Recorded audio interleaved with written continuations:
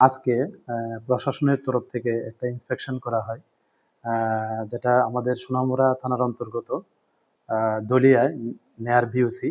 এখানে একজন মোহাম্মদ আবু সাইদের একটা কনস্ট্রাকশন আছে, যেখানে একটা মানে ইলিগেলি ড্রাগ ফ্রি সেন্টার চালাচ্ছে বলে এরকম অভিযোগ। তো এই অভিযোগের ভিত্তিতে আজকে আমাদের সোনামুড়া থানার প্রশাসনিক আধিকারিকরা এখানে একটা ইন্সপেকশন করে, যেখানে ইন্সপেকশনে দেখা গেছে যে এখানে মান্নান চৌধুরী এবং ওনার সঙ্গে যারা আরো সহযোগী আছেন তারা মিলিতভাবে একটা সেন্টার চালাচ্ছেন, এবং এটা খুবই অবৈধভাবে, এবং কোনো এখানে বৈধ কোনো কাগজপত্র বা কোনো পারমিশন এখানে নেই। এবং এখানে দেখা গেছে যে তারা হিউজ পরিমাণে, মানে তাদের এগেনস্ট এলিগেশন যে তারা হিউজ পরিমাণে টাকা কালেকশন করছে এর নাম করে, এবং তাদের এখানে যে ড্রাগ এডিক্টেড ছেলেরা আছে এখানে মানে রাখে, এবং তাদের এই প্রতিশ্রুতি দেওয়া হয় যে তাদের সেবা শুশ্রূষা করা হবে এবং উপযুক্ত ট্রিটমেন্ট করা হবে। কিন্তু ইন্সপেকশনে দেখা গেল যে এখানে এরকম কোনো ফেসিলিটি নেই, কোনো মেডিকেল হেলথ প্লাস কোনো মানে স্বচ্ছ খাবার এরকম কোনো কিছু নেই, ইভেন ভালো থাকার ব্যবস্থা নেই। ইভেন তাদেরকে ফিজিক্যালি এবং মেন্টালি টর্চার করা হতো, এরকম এলিগেশন।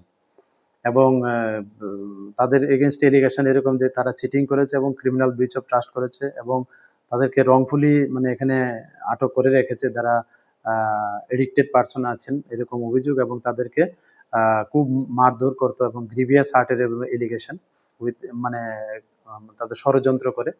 তো এই নিয়ে আমাদের সোনামুড়া ডিসিএম একটা ওনার শ্রী মান্নান চৌধুরী এবং আরো যে ওনার সহযোগীরা আছেন ওনাদের এগেনস্টে একটা আমাদের থানাতে, সোনামুড়া থানাতে একটা এফআইআর দেন, এবং এই এফআইআর এর ভিত্তিতে আমাদের সোনামুড়া থানাতে একটা মামলা রুজু করা হয় ওনাদের এগেনস্টে।